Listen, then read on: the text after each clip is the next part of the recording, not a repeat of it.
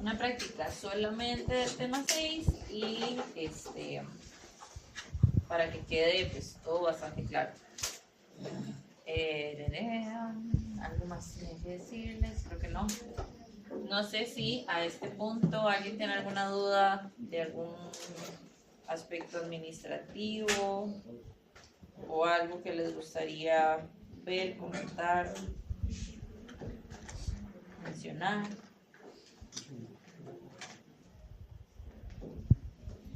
¿No? Ok. Entonces, bueno, ¿verdad? Hoy lo que vamos a hacer es ver cómo funciona la política macroeconómica en el caso de la política fiscal, ¿verdad? Ahora, de lo que hemos visto en el curso, ¿verdad? Todo lo que hemos visto anteriormente de impuestos, lo hemos visto desde una perspectiva microeconómica. Entonces, eso quiere decir que todo lo que hemos visto de impuestos es sobre impuestos específicos a mercados, ¿verdad? Entonces, si aplicamos un impuesto en un mercado, ¿qué es lo que sucede? O si aplicamos un impuesto, o un salario mínimo, por ejemplo, ¿qué es lo que sucede? ¿Verdad? Pero en el caso de, o bueno, también la regresividad y la progresividad de los impuestos. Cuando vemos esto desde un punto de vista macroeconómico, aquí ahora sí cambia un poco la cosa, ¿verdad? Porque entonces todo lo que tenga que ver con impuestos ya no va a impactar un mercado en específico, sino que va a impactar la demanda agregada en general. Entonces, en este gráfico de acá tenemos ingresos y gastos de gobierno como porcentaje del PIB para diferentes países. Entonces, primero tenemos el caso de Francia, luego Italia, luego Estados Unidos y Suiza. En color rojo tenemos los gastos y en color azul tenemos los ingresos. En ese gráfico que está ahí, ¿qué pueden notar ustedes así a simple vista? Solo Suiza tiene más ingresos que gastos. Solo Suiza tiene más ingresos que gastos, ¿verdad? Vean que el resto de países todos tienen un porcentaje de gastos mayor al porcentaje de sus ingresos. ¿Cuál es el detalle aquí con esto de gastos mayores que los ingresos? Pensemos en lo siguiente: si a ustedes se les acaba el dinero de la semana, digamos que llega miércoles y ya ustedes no tienen dinero para venir a la U, ¿qué hacen? Se les acaba el dinero de la semana el miércoles y ya jueves y viernes no tienen dinero para venir a la U. Yo no puedo venir. ¿Qué hacen? ¿Cómo resuelven? Pedir préstamo. Agarra la plata de la otra semana y la próxima semana va a tener un problema doble y así sucesivamente, pero eso era un problema del futuro, ¿verdad? ¿Qué más hacen? Pedir préstamo. ¿A quién le piden prestado? A mi hermano. A su hermana. Y le paga. Ok. ¿Y que va a ser un problema en el futuro? Y eso también va a ser un problema del futuro. Sí. Usted le dice que le haga tasa cero o algo así. ¿Qué más hacen? ¿Cuánto es? De ahí quedarme a dormir aquí. No, eso no se puede. Y con este clima amanece congelada, entonces tampoco es una buena idea. ¿Qué más? ¿Qué más hacen? Vendo algo, no sé. ¿Venden algo? Ok. Presto mi servicio. ¿Qué más? Sí. Right, ok. ¿Le pedirían prestado a sus papás? Sí, pero sí, ellos son los que nos dan. ¿Y le pagan de vuelta? No. Sí, no, tal vez, depende. Pero yo en ¿Verdad? mi defensa yo Yo ayudo cuando me en la gradué. casa. Profe. ¿Cómo? Yo en mi defensa yo ayudo en la casa, entonces como que compensa. El que peca y reza empata. Ok, ¿verdad? También puede ser que si ustedes van a venir a la U, ¿verdad? Ya que una vez se consiguieron el dinero, pues tampoco van a venir a comprarse un capuchino todos los días, ¿verdad? Pues no, van a venir juiciosos y juiciosas, con el pasaje, a estudiar y para casa, ¿verdad? Entonces, vean que la estrategia de ustedes consiste en, bueno, le pido prestado a alguien, tal vez le pago, tal vez no, o también consiste en consumo menos de ciertas cosas, ¿verdad? Y como consumo menos, entonces gasto menos y por ahí me ahorro platilla. Ahora, el caso del gobierno no es tan sencillo. El caso del gobierno no es como que el gobierno puede decir, no me alcanzó la plata, no pago los salarios, ¿verdad? O no me alcanza la plata, entonces le va a pedir prestado aquí a alguien, pero no le pago, ¿verdad? No, el caso del gobierno es más crítico porque, pues, claro que hay que pagar las deudas por un lado y por otro lado tampoco se puede dejar de pagar cosas, ¿verdad? En el caso de ustedes pueden decidir si se compran o no el café, ¿verdad? Pero en el caso del gobierno, el gobierno no puede decidir si paga o no los servicios de salud, por ejemplo, ¿verdad? Entonces, si vemos este gráfico de aquí, aquí tenemos ingresos y gastos del gobierno central para el 2025. Vean ustedes que aquí tenemos un porcentaje de gasto total del 17.83, un ingreso total del 14.42 y un déficit del 3.41. ¿Cómo creen ustedes que Costa Rica financia ese déficit? Préstamos. Reduciendo salarios. Los impuestos. Se endeuda. ¿Y qué más? Reduciendo gastos, ¿no? Y recorta gastos, ¿verdad? Pero principalmente lo que suelen hacer los gobiernos es endeudarse. ¿Y por qué? Porque endeudarse es más fácil que subir los impuestos, aunque al final del día son dos caras de la misma moneda. Pensémoslo de la siguiente forma. Si el gobierno decide hoy, no voy a poner un impuesto, voy a pedir prestado, ¿cuándo tienen que pagar esa plata?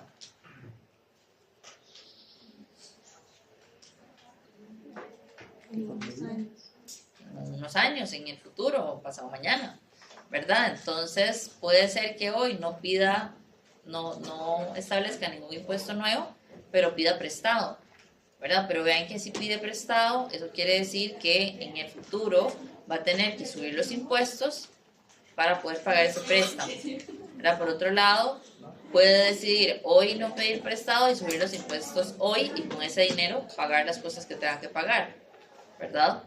Entonces vean que temporalmente la única diferencia es cuándo pongo los impuestos. Si cobro los impuestos hoy o los cobro mañana. Pero lo cierto aquí es que no es como que no vamos a subir los impuestos nunca más, ¿verdad? Siempre que se pide un préstamo, al final la única diferencia es quién termina pagando ese préstamo, ¿verdad? Entonces, por ejemplo, esta generación estará pagando estará pagando deudas que solicitaron sus antepasados, no necesariamente las deudas que solicitan ustedes, ¿verdad? Esta generación. Muy probablemente sus hijos van a terminar pagando las deudas que se soliciten en este momento de sus vidas, ¿verdad? Y así sucesivamente. Entonces, ¿por qué un gobierno optaría por una cosa o por otra?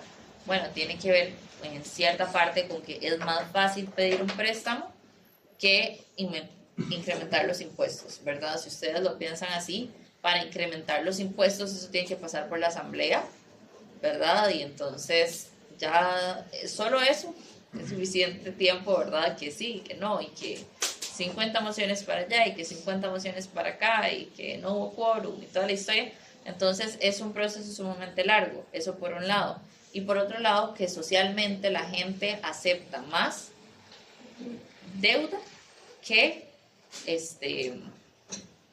impuestos, ¿verdad? Porque vean que al final de cuentas es la misma historia, pero cuando el gobierno pide un préstamo, la gente lo siente como el gobierno está pidiendo un préstamo, el gobierno está resolviendo, el gobierno se está endeudando, no yo, ¿verdad? Sin saber que eventualmente soy yo la que voy a terminar pagando esas cosas. Entonces, en el corto plazo siempre va a haber un espacio para hacer política macro, ¿verdad? Habíamos comentado que en el corto plazo siempre iba a suceder que estábamos produciendo más allá de nuestros límites o que estábamos produciendo menos de lo que era óptimo. Por ende, siempre había espacio para ya sea aplicar algún tipo de política que me permita incrementar la producción o bien que me permita contraer el nivel de precios, ¿verdad? Entonces, siempre que estemos en el corto plazo, vamos a poder hacer algún tipo de política macroeconómica. Ahí la cuestión será si queremos aplicar política monetaria o política fiscal. Entonces, en el caso de la política fiscal, cuenta con 3 instrumentos. La política fiscal tiene que ver con los impuestos del gobierno, con los gastos del gobierno y con las transferencias. Entonces, vamos a ver cada uno de estos casos, cómo funciona.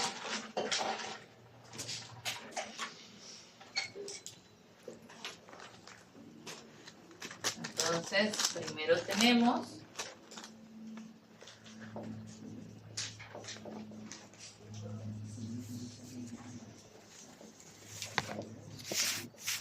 el gasto del gobierno, que lo vamos a anotar con G.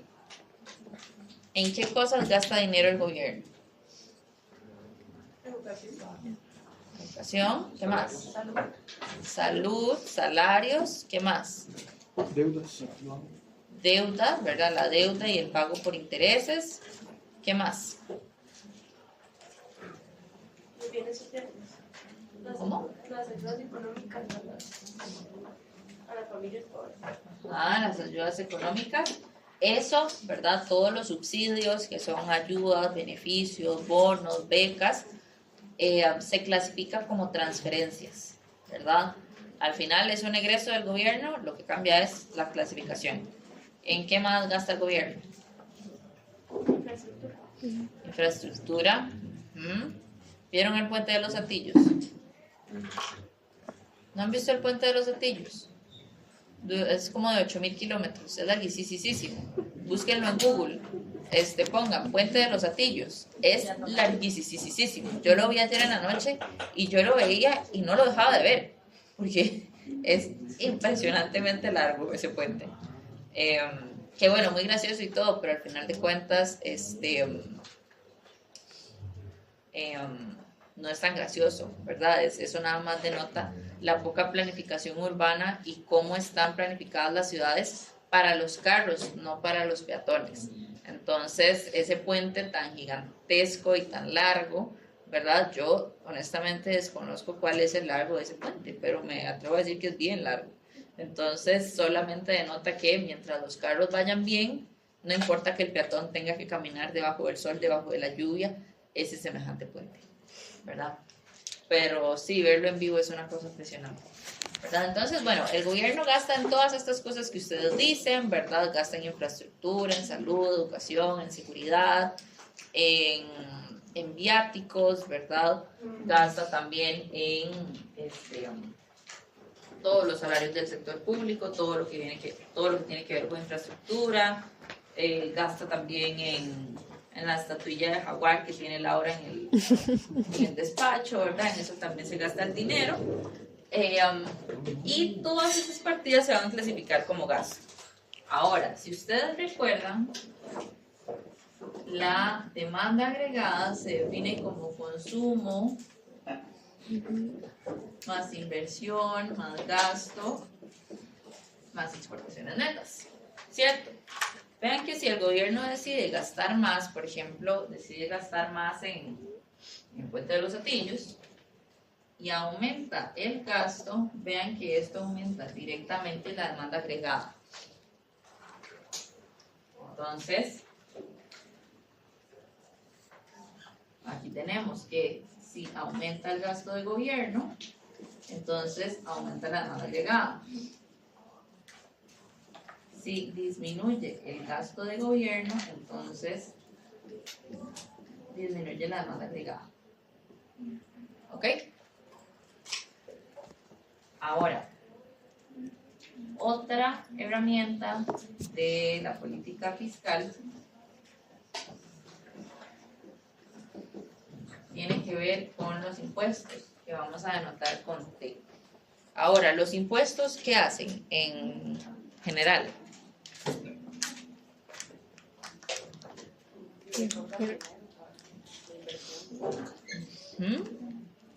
¿Y qué pasa con los precios?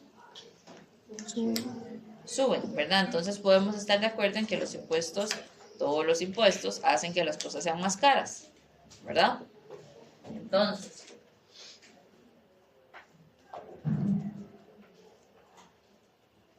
Si aumentan los impuestos, entonces los bienes y servicios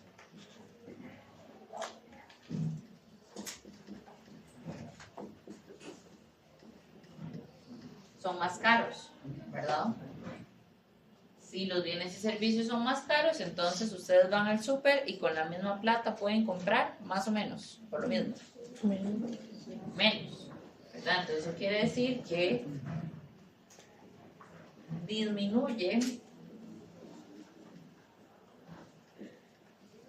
su ingreso disponible. Y entendemos ingreso disponible como el total de ingresos que tienen las personas menos los impuestos que deben pagar. Entonces tienen menos ingreso disponible, conforme la gente tiene menos ingreso disponible, entonces disminuye el consumo y al disminuir el consumo disminuye la demanda agregada, ¿verdad? Vean aquí que si cae el consumo, cae la demanda agregada. Ahora, veamos la misma historia pero al revés. Si tenemos una disminución en los impuestos, entonces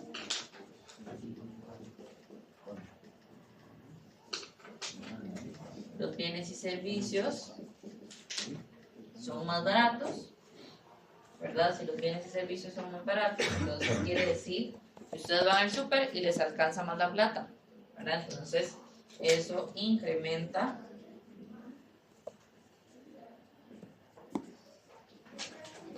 el ingreso disponible. Como ustedes disponen de más ingreso para gastar, eso aumenta su consumo y conforme aumenta el consumo, aumenta la demanda agregada, ¿verdad? Entonces vean que esto de aquí, ¿verdad? Este caso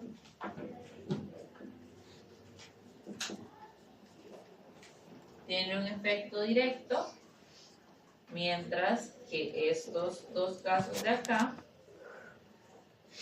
tienen un efecto indirecto. Si hablamos de un efecto indirecto, porque vean ustedes que para pasar de lo que decíamos al inicio, ¿verdad? De qué le pasó a los impuestos, hasta llegar a qué le pasó a la demanda agregada, tenemos que contar toda una historia, ¿verdad? Entonces, no es como en este caso que sube, aumenta y aquí de una vez directo a la demanda agregada. Aquí debe pasar toda una historia. Y por último,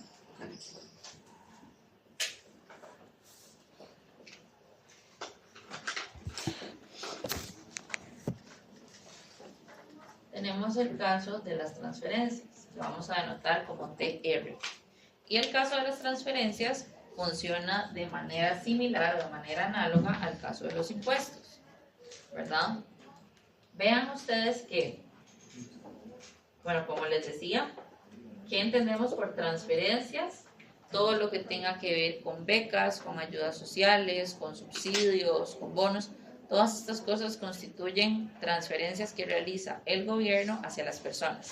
Ahora bien, estas transferencias pueden ser de forma literal, ¿verdad? Como de dinero del gobierno a las familias, o también puede ser subsidiando algunos servicios o algunos bienes también. Entonces,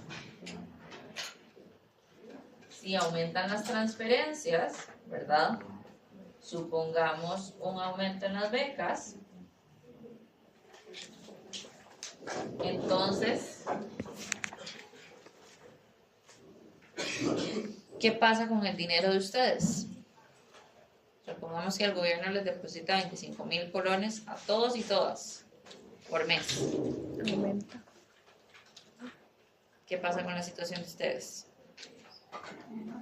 Aumenta. Acaba de mejorar considerablemente, ¿verdad? Y tienen más dinero, ¿cierto? ¿O no? Sí, ¿verdad? Entonces, si aumentan las transferencias, por ejemplo, un aumento en becas, eso lo que significa es que ustedes van a disponer de mayor ingreso. Entonces, su ingreso disponible aumenta, ¿verdad? Como su ingreso disponible aumenta el consumo y esto termina aumentando la demanda agregada, ¿verdad? Entonces vean que aquí un aumento en las transferencias aumenta la demanda agregada. ¿Aumenta qué es esa C? consumo. No, gracias. Y por otro lado, disminuyen las transferencias, ¿verdad? Supongamos una disminución en las ayudas que brinda el gobierno. Entonces, eso quiere decir que las personas disponen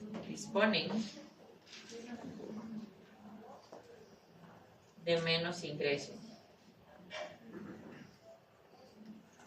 Como tienen menos dinero, pues les alcanza para comprar menos y servicios, disminuyen el consumo y disminuyen la demanda agregada. ¿Verdad? Por ende, vean aquí una disminución en las transferencias implica una disminución en la demanda agregada.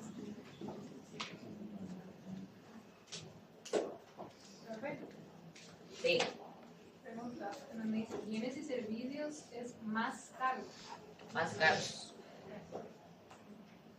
Profe, Voy. Y de nuevo, el caso de las transferencias se dice que es un efecto indirecto, ¿verdad? Vean que para pasar de las transferencias a la demanda agregada hay que contar toda una historia. Entonces, esto, ¿verdad? Las transferencias, los impuestos, lo que afecta directamente es la función de consumo de los hogares, qué tanto van a consumir y qué tanto van a comprar. Y por ende, eso termina afectando la demanda agregada. Entonces, es que yo leí algo, pero no me acuerdo. Esa I sería positiva o no. Y, o sea, porque, digamos, entre menos transferencias baja la demanda, pero en cambio, con respecto a los impuestos, menos impuestos, más bien sube la demanda. Más bien ahí sería positiva, no, es que creo que había otra palabra. No me acuerdo. un efecto, se está refiriendo al efecto final, digamos, como Sí. un aumento en una cosa implica un aumento en la otra. Sí, ¿cómo se Pero llamaba eso? aquí la relación directa o indirecta, ¿verdad? La relación positiva o negativa. Pero en este caso, a este efecto indirecto o efecto directo, a lo que se refiere es al efecto sobre la demanda agregada. Entonces vean que del gasto a demanda agregada hay un paso, Ujú. ¿verdad? Pero en el caso de impuestos y de transferencias hay un montón de pasitos. Ah, ok. Entonces a eso es la parte de indirecto, Ah, ok. ¿verdad? Entonces, si hacemos un resumen o si hacemos un conjunto de cosas de lo que vimos la clase pasada, más lo que acabamos de ver, vean ustedes que vamos a tener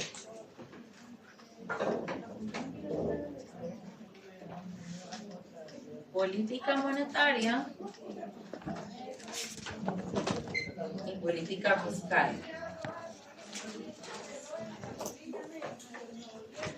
La política monetaria y fiscal puede ser contractiva, acordándonos que contractiva es contraer la demanda agregada, entonces es una disminución de la demanda agregada, y también puede ser expansiva.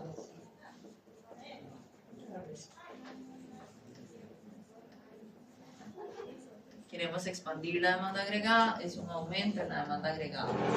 Entonces, ¿qué cosas de la política fiscal bajan la demanda agregada? Vean que tenemos aquí una disminución en el gasto, baja la demanda agregada. Un aumento en los impuestos, disminuye la demanda agregada. Y una disminución en las transferencias, disminuye la demanda agregada. Por otro lado, en el caso de la política fiscal expansiva, un aumento en el gasto aumenta la demanda agregada. Luego, una disminución en los impuestos aumenta la demanda agregada.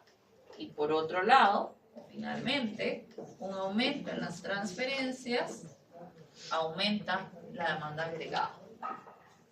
Aquí uno no de principio, que es XN. Exportaciones netas.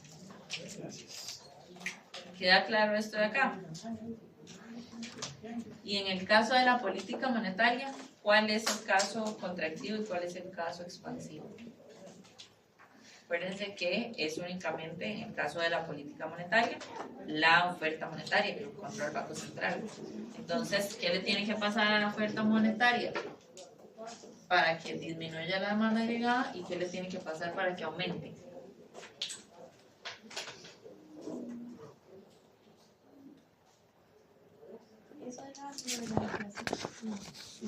Por ahí anda. Por ahí anda. Si aumenta la cantidad de dinero que hay en la economía, ¿qué pasa con el valor de ese dinero? Baja el valor del dinero. Entonces quiere decir que su precio es más bajo. Por ende, ¿qué le pasa a la tasa de interés? Baja. Si la tasa de interés baja, entonces es más caro o más barato pedir un préstamo. Más barato. Entonces la gente invierte más. Y aumenta la inversión y aumenta la demanda agregada. Entonces, ¿qué le tiene que pasar a la oferta monetaria para que sea expansiva o contractiva?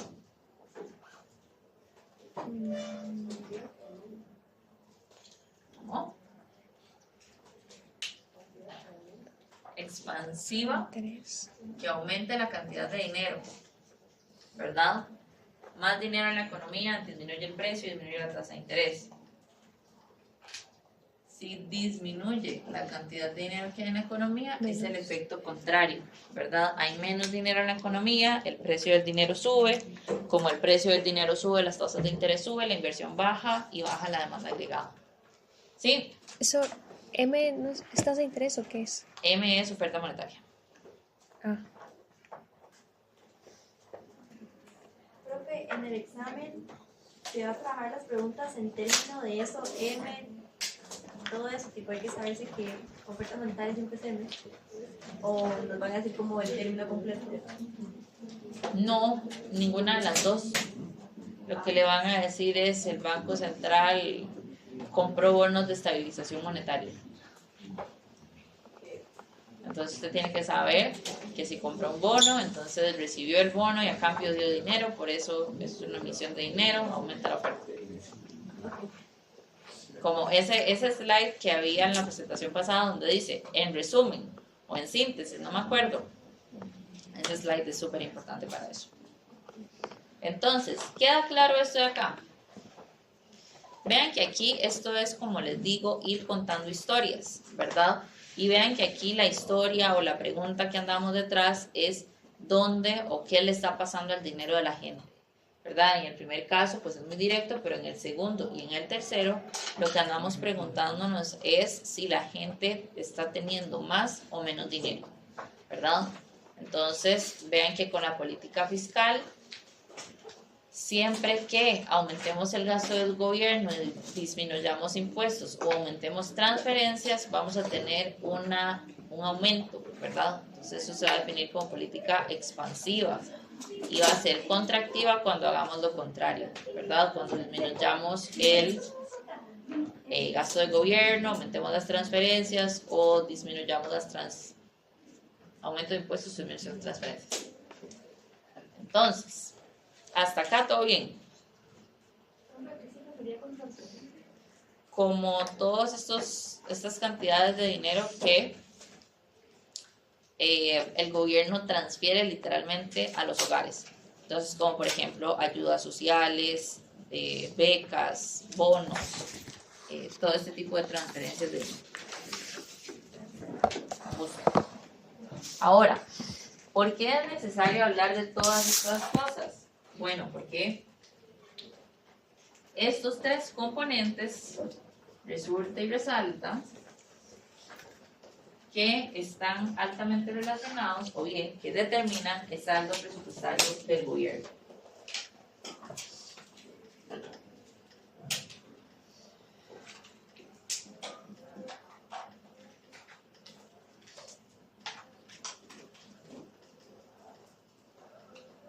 Entonces, el saldo presupuestario del gobierno se define nada más y nada menos como se define cualquier saldo presupuestario.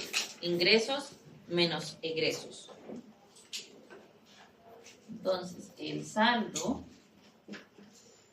va a ser igual a todos los ingresos que recibe el gobierno, ¿verdad? Que se se representan con la cantidad de impuestos que cobra y todos los gastos del gobierno van a estar determinados pues por los gastos tal cual, ¿verdad? Infraestructura, salud, servicios, educación, etcétera, etcétera, y todas las transferencias. Entonces, esto de aquí representa los ingresos y esto de aquí representa los egresos. ¿Sí? Si el saldo del gobierno es mayor a 0, eso quiere decir que lo que recibe de ingresos es mayor que lo que gasta, ¿cierto?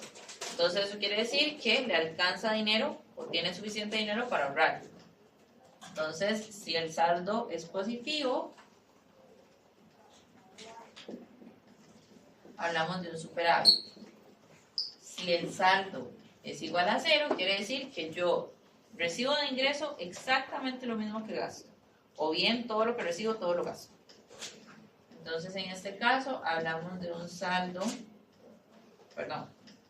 de un presupuesto balanceado.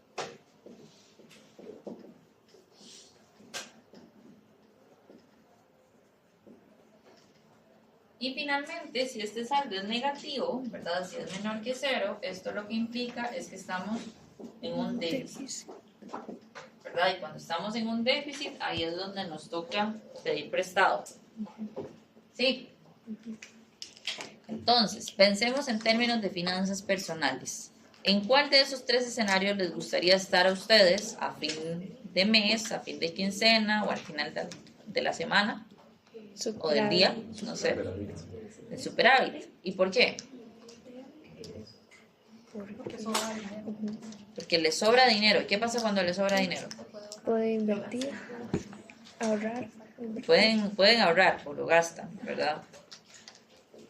¿Cuál es el segundo escenario posible que les gustaría estar? Estar igual. Presupuesto balanceado, ¿verdad? Les alcanzó la plata apenas. ¿Y cuál es el último caso posible habido y por haber? Déficit. El déficit, ¿verdad? Aquel escenario en donde tienen que pedir prestado, dar tutorías, vender algo o hacer algo, ¿cierto? Entonces, ¿será que en términos del gobierno eso se mantiene? Porque digo, yo coincido plenamente con ustedes, ¿verdad? Ese camino es mi ranking, a mí me gustaría estar así. Pero en términos del gobierno, ¿será que eso se mantiene así? ¿O será que eso es lo que quisiera el gobierno? No, lo que quisiera el gobierno, ¿verdad? No, este. No, es que este está fuera de serie, ¿verdad? Estaba pensando en el de Suiza que parece, o sea, en el gráfico sí podía como ahorrar. Digo yo. Ujú. Sí. Entonces, si ustedes fueran presidentes o presidentas de la República, ¿en cuál escenario les gustaría tener al país? El superávit. ¿Cuál escenario creen ustedes que es el mejor? ¿Quiénes votan por superávit? Ay, no, ya, güey. Voy. ¿Quiénes votan por superávit?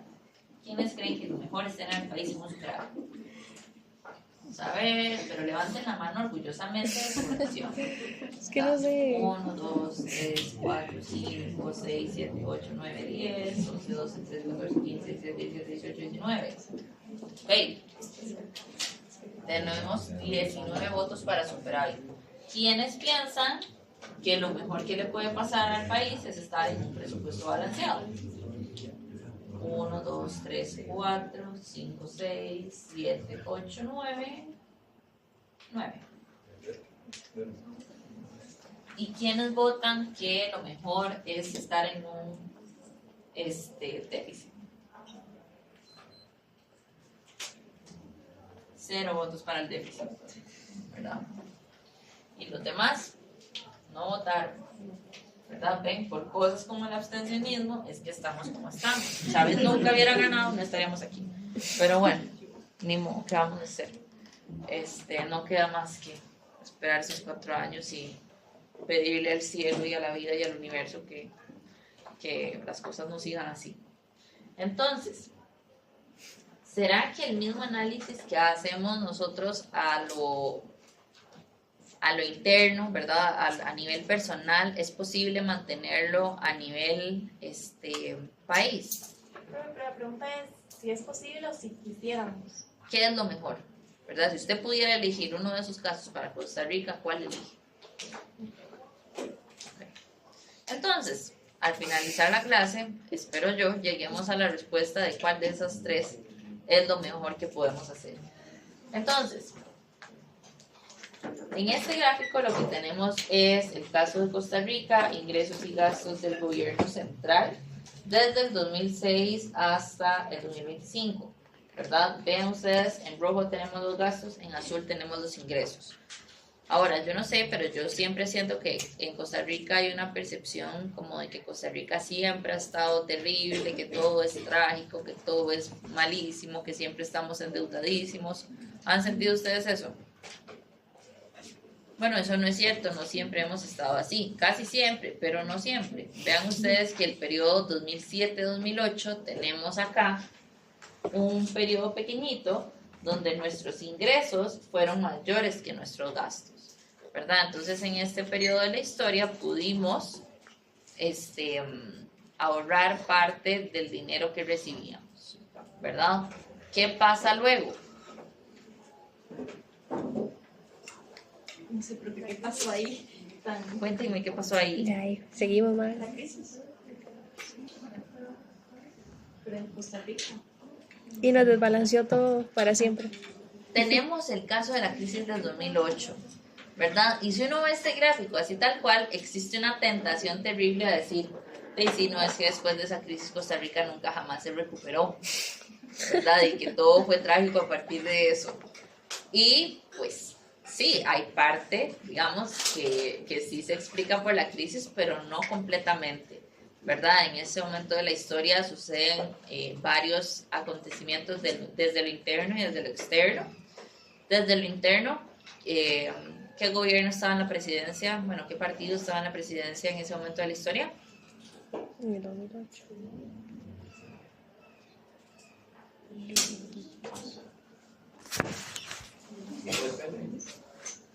Partido de Liberación Nacional con los Arias.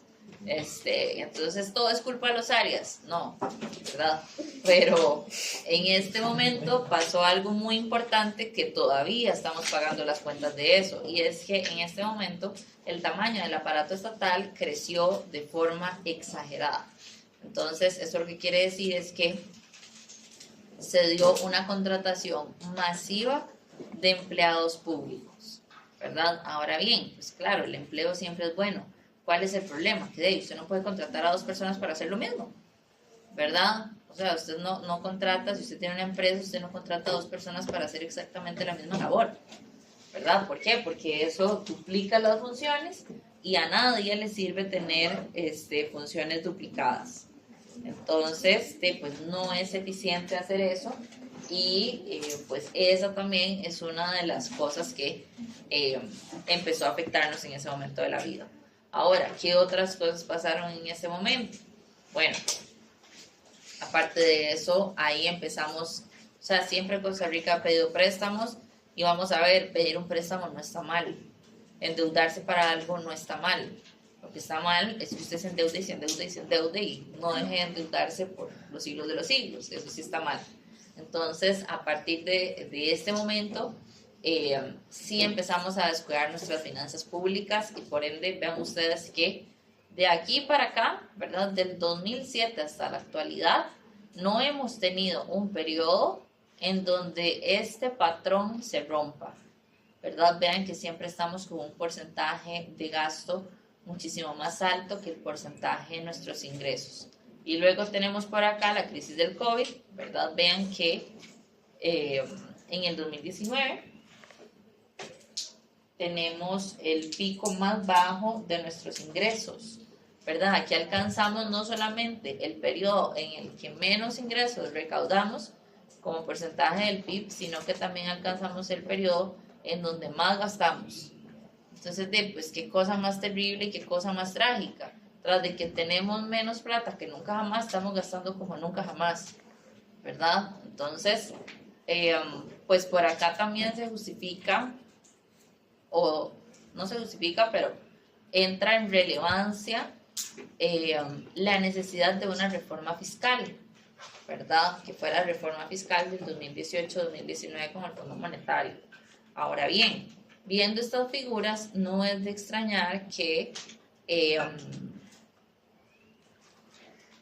se esté pensando en hacer una nueva reforma fiscal. Vean ustedes que aquí abajo tenemos esta caída, ¿verdad? En los ingresos. Y luego, ¿verdad? Se ve un aumento en los ingresos y se ve una caída en el gasto.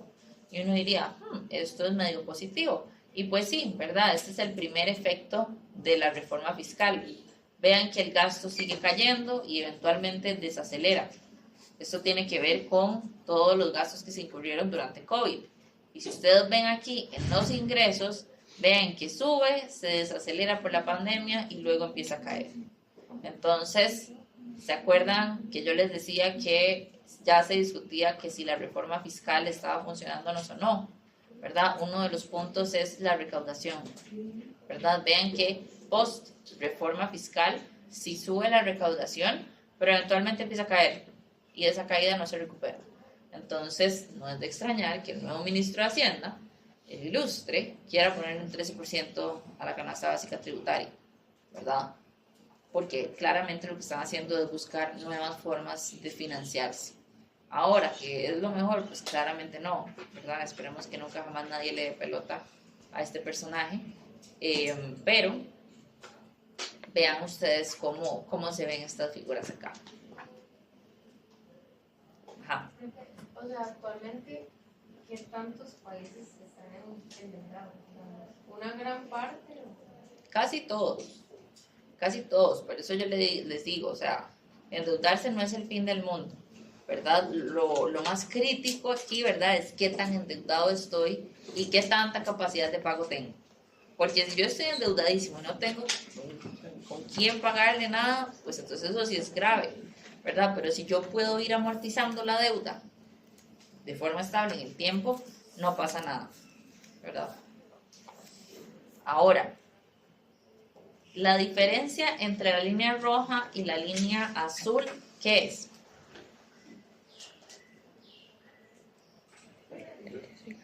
¿Cómo? Es un déficit, ¿verdad? Alto y claro. Porque sí, es un déficit, ¿verdad? Es la diferencia del saldo presupuestario. Entonces vean ustedes que si yo agarro la línea roja y le resto la azul, lo que obtengo es esto, que es el saldo presupuestario, ¿verdad? Del gobierno central. Entonces vean que aquí arriba tenemos el cero.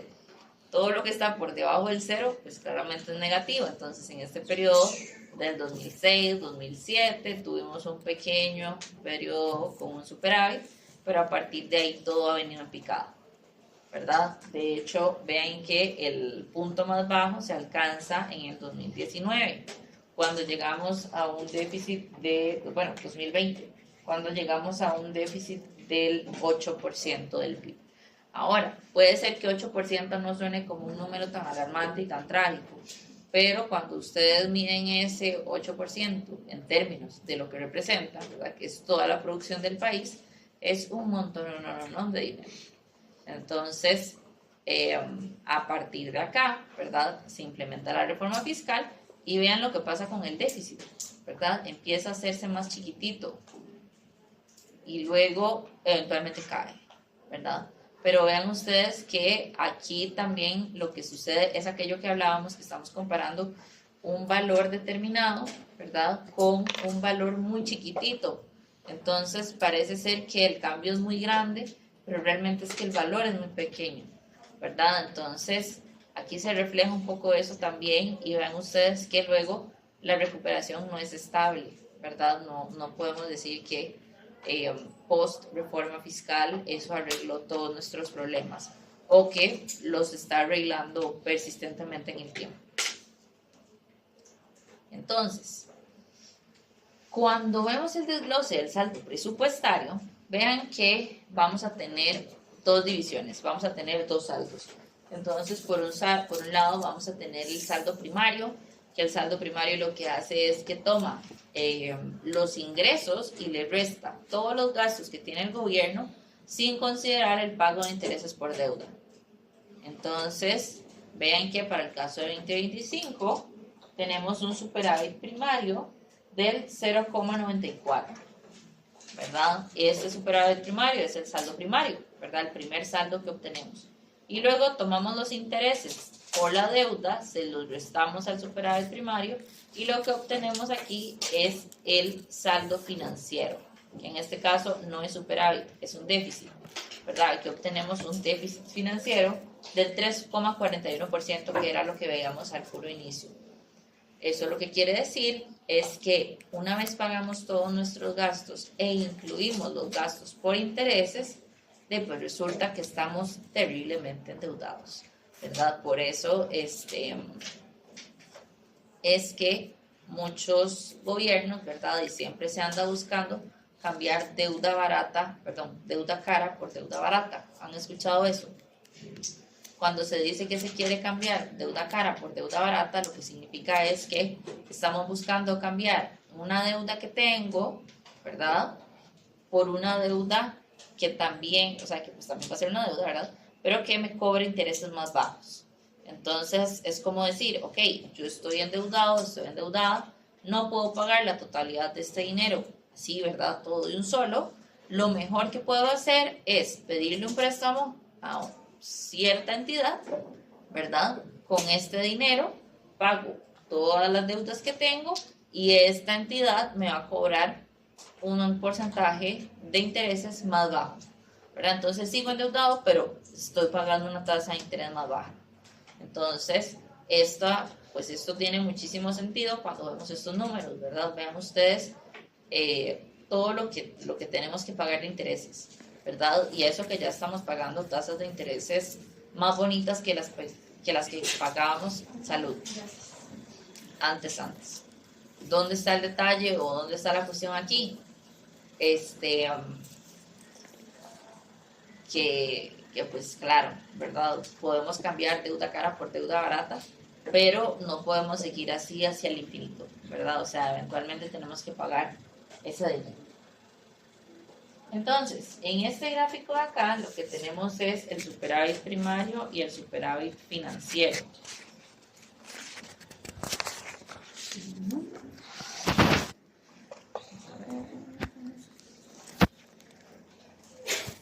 Salud. Entonces, el superávit primario y el superávit financiero, ¿verdad? Vean que tenemos acá en azul el superávit primario y acá el financiero, ¿verdad? Saldo primario y financiero. Vean a ustedes que la diferencia entre estas dos, la única diferencia que hay son los intereses que se pagan por la deuda, ¿verdad? Entonces, entre más grande sea la diferencia entre estas dos curvas, pues más gasto por intereses hay. Vean la diferencia en este periodo. Es súper pequeñita, ¿verdad? Eso quiere decir que aquí, pues número uno, no estábamos tan endeudados, número dos, no pagábamos intereses tan altos. Vean la diferencia acá, ¿verdad? Que pasa a ser toda esta diferencia. Entonces, en toda esta diferencia, lo que representa son pues todos los intereses, ¿verdad? Que debemos pagar ahora. Y vean ustedes ahora que pues aquí se observa pues un repunte en la economía, ¿verdad? Y la diferencia igual, parece como que se hace más chiquita, pero luego también se hace más grande. Entonces, vean que esta dinámica es otro de los puntos que actualmente se discuten de cómo hacemos con los nuevos planes fiscales que tenemos, ¿verdad? Ahora bien, algo importante aquí es no deberíamos estar pensando únicamente en cómo hacemos para que nos presten más barato, deberíamos estar pensando también cómo recaudamos más dinero que nos permita pagar. Y donde no necesariamente le estemos cobrando a la gente una y otra vez. Entonces, ¿hasta acá alguna duda?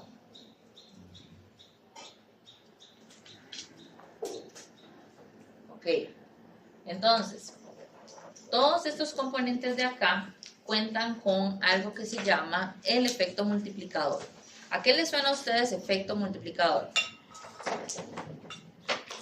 Ahí. Cada vez sube. Ujú.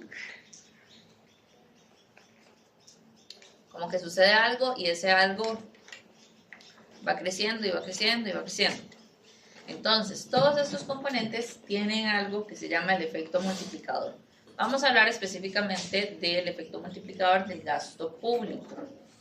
Entonces, a lo que se refiere este efecto es que cada desembolso o cada desembolso que haga el gobierno, cada gasto en el que incurra el gobierno, va a tener un efecto total más grande que el monto inicial que el gobierno gastó.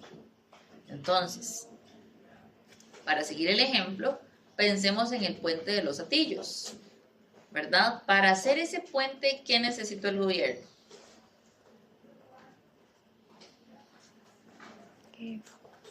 Materiales, solo. Ajá.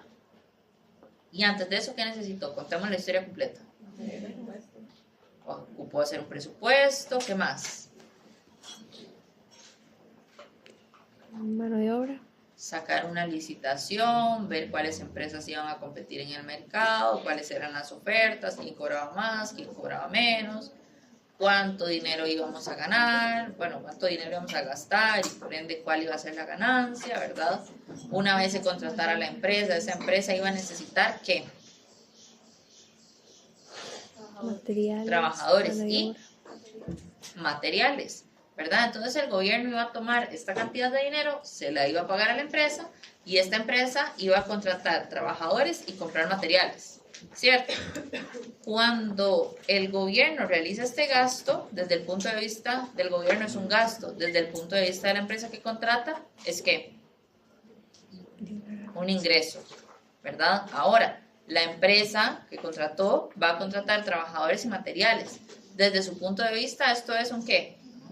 Un gasto. Pero para los trabajadores y para los dueños de los materiales, un ingreso, ¿verdad? Ahora bien, los trabajadores con ese salario que se ganan van a ir al súper, van a comprar las cosas que necesitan, van a pagar el alquiler, van a pagar los servicios y eso va a representar un gasto. Pero para la contraparte, un ingreso, ¿verdad? Entonces vean que se da como una serie, ¿verdad? Como de repartición de ingresos, ¿verdad? Por decirlo de alguna forma, en donde una gente gasta dinero, pero eso es el ingreso de otra persona, ¿verdad? Y así sucesivamente. Entonces, al final, esto lo que representa, o esto lo que va a generar, es un efecto multiplicador.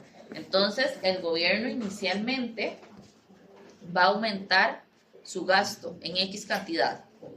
Eventualmente, ese gasto y todo el efecto que va a tener en la economía va a llevar a otros aumentos de la demanda agregada sucesivamente a través de conforme los agentes van gastando el dinero que pues contemplan o consideran como ingresos. Ahora, este efecto multiplicador existe solamente porque los agentes privados, ¿verdad?, reciben ese ingreso y lo gastan, ¿verdad? Si los agentes privados tomaran este ingreso y lo ahorran completamente, entonces ya no hay efecto multiplicador. Ahora, pues claro, ¿verdad? Si estamos pensando en que le vamos a pagar salario a los trabajadores de la construcción, los trabajadores no van a agarrar ese salario y se lo van a guardar por siempre, ¿verdad? Sino que van a comprar cosas, van a comprar bienes y servicios, van a realizar gastos, etcétera, etcétera. Por ende, siempre se va a dar un efecto multiplicador. ¿Qué tan grande va a ser este efecto multiplicador? Depende de qué tanto dinero las personas, ¿verdad?, o los agentes terminen gastando en la economía. Ahora, por otro lado, también se va a dar un efecto multiplicador de impuestos y transferencias y va a ser la misma historia, ¿verdad? Disminuir los impuestos o aumentar las transferencias va a aumentar el consumo de la gente, eso aumenta la demanda agregada. Ese aumento de la demanda agregada eventualmente va a conllevar otros aumentos en la demanda agregada a raíz de que se da esto de que el ingreso de uno es el gasto del otro y este gasto también es un ingreso, pero también es un gasto y así sucesivamente. ¿Queda claro? Sí. Respóndanme para saber que no se han congelado todavía. Más o menos. Vean, ahorita ustedes están abrigados y todo, pero eran a las 7 de la mañana. El Sí. grupo de las 7 de la mañana, o sea, metían sleeping bags a la clase del frío que hacía. Entonces, de hecho, vieran, o sea, nunca habían conversado menos que hoy.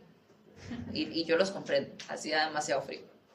Entonces, en el caso de lo que vimos en la clase pasada, ¿verdad? Vamos a tener política fiscal, perdón, vamos a tener política monetaria expansiva o política monetaria contractiva, según sea el momento de la economía en el que estemos, ¿verdad? Entonces, si pensamos en el caso de la política fiscal, pues es bastante parecido. Entonces, si estamos en el caso, aquí una brecha recesiva.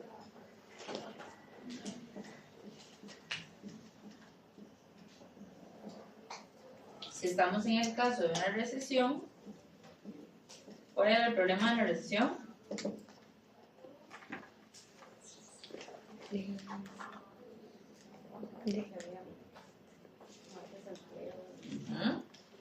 Que había una caída en la producción, ajá, y que había un aumento en el desempleo.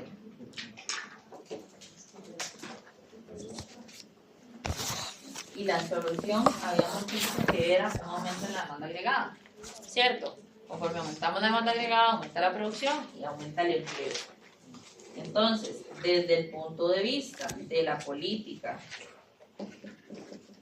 fiscal, ¿qué tenemos que hacer para que aumente la demanda agregada?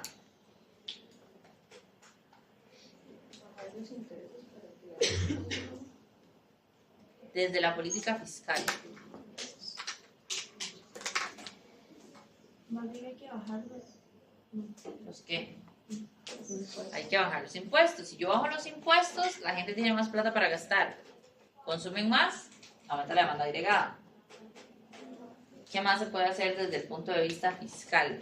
¿Qué puede hacer el gobierno? Aumentar las transferencias. Aumentar las transferencias. Eso hace que la gente tenga más ingreso disponible para gastar. ¿Y qué más puede hacer?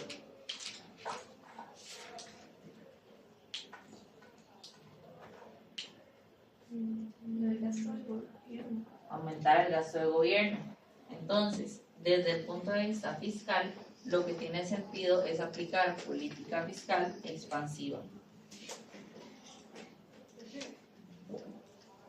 Bueno, esto implica un aumento del gasto del gobierno, una disminución en los impuestos o un aumento en las transferencias.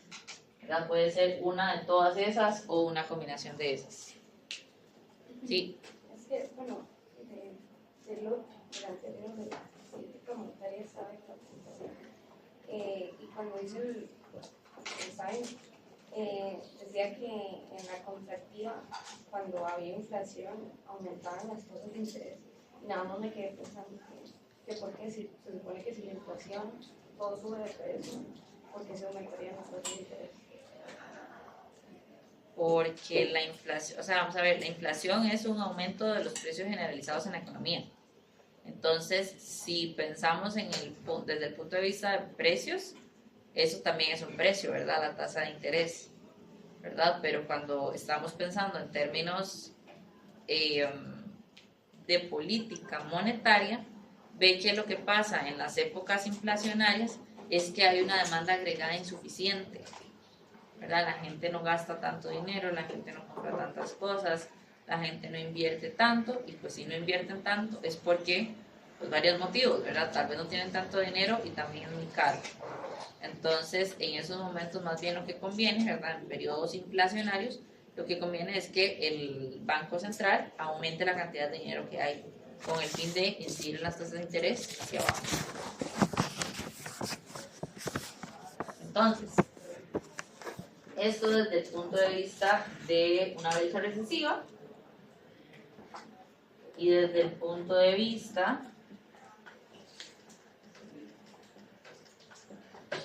de una brecha inflacionaria,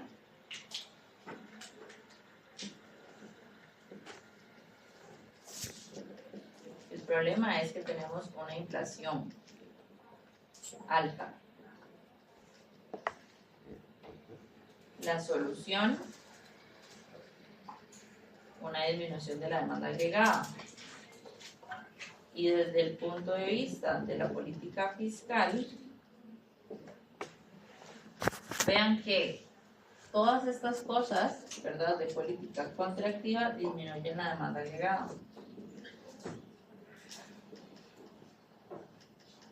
Entonces aquí hablamos de una disminución en el gasto del gobierno, de un aumento en los impuestos o de una disminución en las transferencias.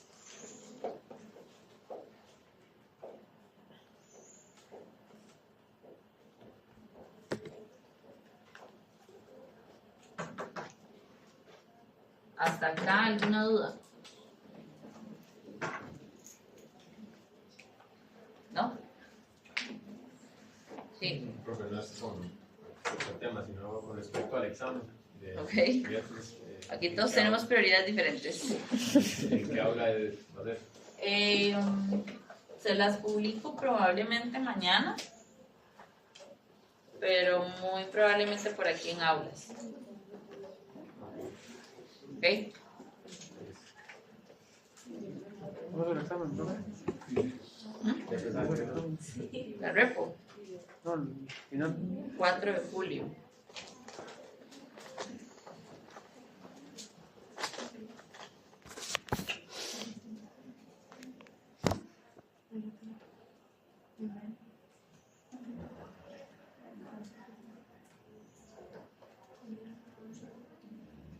Entonces, vean ustedes que la política fiscal debe ser anticíclica. Que la política fiscal sea anticíclica, anticíclica o contracíclica, eso significa lo mismo.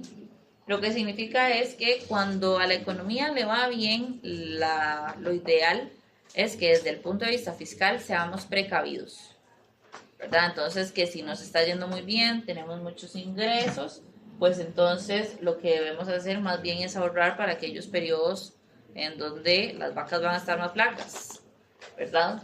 Pero en aquellos momentos de recesión, ¿verdad? En aquellos momentos en donde la cosa no va tan bien, pues tenemos que aplicar algún tipo de política que aumente la demanda agregada.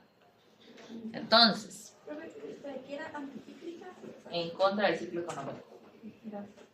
Entonces, vean aquí que en el caso de la recesión decimos que el problema es que hay un nivel bajo de producción, hay mucho desempleo, la economía no va tan bien, pero según lo que estamos encontrando aquí es que si a la economía no le va tan bien, entonces el gobierno tiene que gastar más plata, bajar los intereses y aumentar los subsidios y las ayudas a la gente. Eso tiene sentido. Y no, porque están perdiendo, ganando menos. Hay menos ingresos. Ganando menos. Y hay más ingresos. ¿Qué opinan los demás?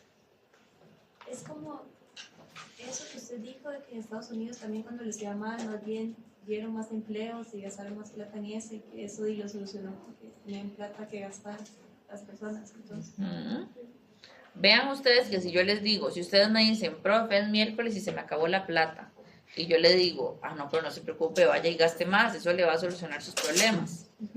¿Eso tiene sentido? No, ¿verdad? Eso tiene absolutamente nada de sentido. Pero desde el punto de vista del gobierno, esto sí tiene sentido, ¿verdad? Porque vean que si estamos en un periodo de brecha recesiva, ¿verdad? Donde estamos en un periodo de demanda agregada insuficiente, quiere decir que hay que más bien aumentar la demanda agregada, ¿verdad? Entonces, si tenemos aquí la demanda agregada,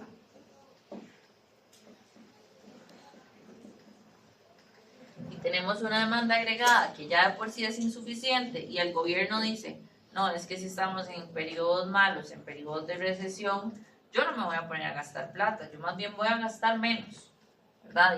Y el gobierno decide gastar menos, vean que la demanda agregada lo que va a hacer es que va a caer cuando ya estamos en un periodo de una demanda agregada insuficiente. Entonces, desde el punto de vista del gobierno, en periodos malos hay que gastar más, hay que bajarle los impuestos a la gente y darle más ayudas. Sí, tiene todo el sentido del mundo, ¿verdad? Vean que a nivel individual eso no tiene sentido. Si a ustedes se les alcanza la plata, pues qué plata van a ir a gastar, ¿verdad? Pero desde el punto de vista agregado, más bien tiene sentido, ¿verdad? Que en periodos negativos, ¿verdad? O en periodos de crisis, aumentemos nuestro gasto y disminuyamos nuestro porcentaje de ahorro, si es que estamos ahorrando. Y desde el punto de vista de la brecha inflacionaria, tal vez sí tiene un poco más sentido, ¿verdad? Que cuando estamos en un periodo donde la economía va muy bien, todo va para arriba, pues entonces estemos gastando menos, ¿verdad? ¿Por qué? Porque estamos guardando recursos para prepararnos para cuando los periodos no van a ser tan buenos. Entonces, esto lo que quiere decir, ¿verdad? Que la política sea anticíclica es que cuando la economía va bien, la política fiscal debe ir para el otro lado. Y cuando la economía va mal, la política fiscal debe ir en el lado contrario. Entonces, les repito la pregunta que hablábamos al puro inicio. ¿Cómo debe ser el saldo presupuestario del gobierno?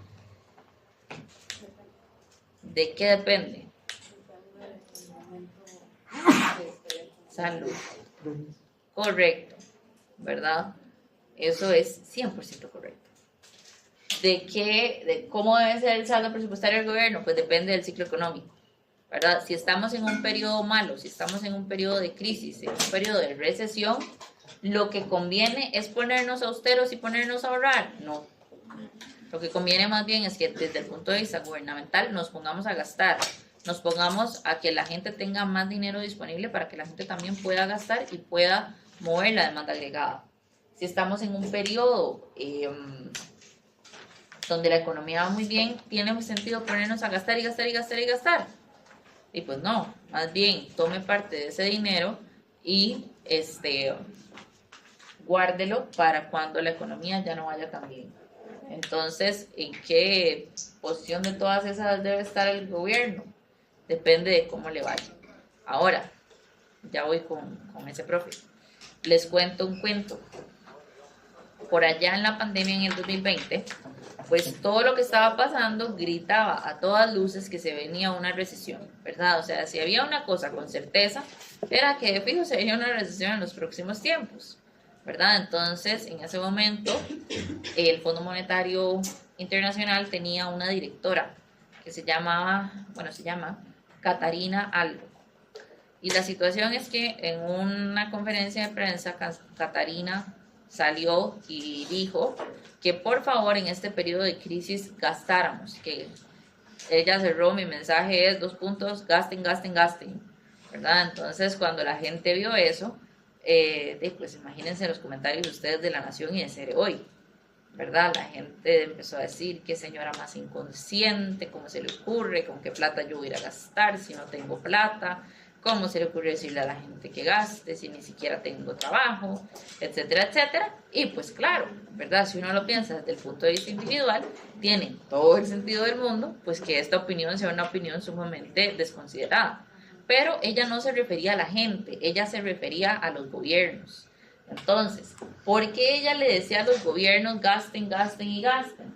Porque ella sabía que lo que se venía era una recesión, ¿verdad? Que lo que se venía era esto. Entonces, si el gobierno se ponía a disminuir el gasto y a ser precavido, lo que iba a ocasionar al final era una recesión más profunda de la que ya se venía. Entonces, el mensaje de ella era que a los gobiernos, ¿verdad?, que no empezaran a recortar ni ayudas, que no empezaran a recortar programas, que no empezaran a recortar nada, sino que más bien siguieran financiando todas estas partidas con el fin de que la crisis que se venía no fuera tan fuerte, o bien que no fuera peor de lo que se esperaba. Entonces, ¿alguien dijo, profe? ¿En qué momento está Costa Rica ahorita? Digamos, porque que yo sé, No estamos en una recesión así súper grande, o sea, tenemos muchos problemas económicos, pero no hay, según la opinión, no hay mucho desempleo, pero en realidad no sé en qué está construyendo. En este momento no estamos como que ni una ni en la otra, la verdad. O sea, no estamos propiamente en una recesión. Para estar en una recesión, pues, depende mucho de la definición que se utilice, pero normalmente son 3 periodos consecutivos con una disminución en la producción y un crecimiento constante o sostenido en la tasa de desempleo. Y no estamos en ninguna de las dos, ¿verdad? El pequeño detalle que tenemos ahorita que hay que resolver es una disminución, o bueno, varios periodos consecutivos en donde hemos tenido inflación negativa, ¿verdad? Ahora, esto de la inflación negativa, como les digo, no es un signo positivo en la economía, ¿verdad? No es que todo es más barato ahora, entonces qué cosa más maravillosa. No, esa disminución en el nivel de precios muy probablemente responde a una demanda agregada insuficiente, ¿verdad? Entonces, ese es un problema que hay que resolver, y otro problema que hay que resolver tiene que ver también con el desempleo, porque sí, el desempleo ha venido disminuyendo en los últimos periodos, pero no porque la gente encuentra trabajo, sino porque la gente deja de buscar trabajo, ¿verdad? Entonces, ese es otro aspecto fundamental que debemos de considerar y que debemos de resolver. Entonces, en síntesis, ¿estamos en un periodo inflacionario? No. ¿Estamos en un periodo recesivo? Tampoco. Estamos, yo diría, tal vez un poco estancados en algunos indicadores, ¿verdad? Como que tal vez no estamos creciendo lo suficiente, o que más bien vamos decreciendo. Pero entonces, en este caso, el gobierno, ¿qué está haciendo? ¿Está invirtiendo más porque se preocupa estimular la economía, o está ahorrando para los tiempos que vienen peor? Ni una ni otra. ¿Qué está haciendo ahorita el gobierno? Pues es una maravillosa pregunta, ¿verdad? Habría que ir a ver cuál es el evento del día, si es Chayanne o Miss Universo, que es hoy, ¿verdad? Pero ahorita el gobierno está haciendo fuertes recortes en partidas sociales, ¿verdad? Entonces el gobierno está disminuyendo esa G, ¿verdad? Esa disminución en el gasto, esa disminución en las transferencias implica también una disminución en el ingreso de la gente, ¿verdad? En sus subsidios, becas, ayudas. ¿Y qué está priorizando ahorita el gobierno? Pues eso es una increíble pregunta.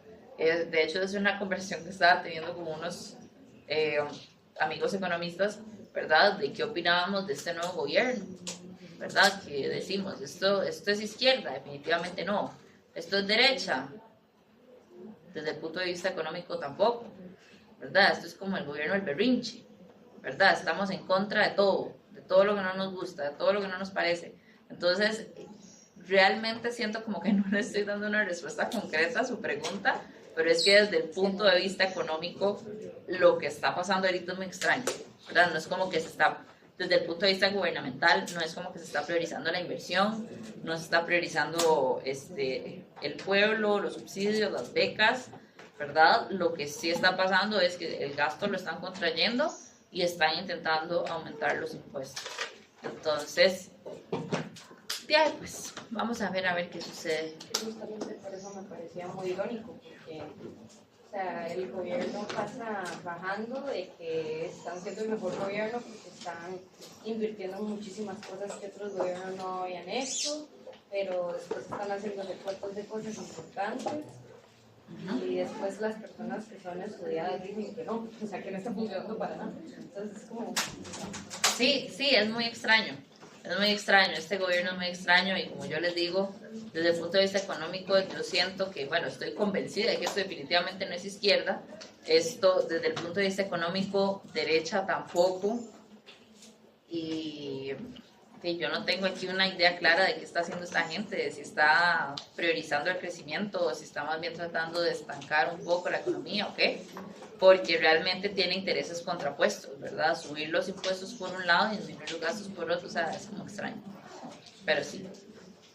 ¿Alguna otra duda?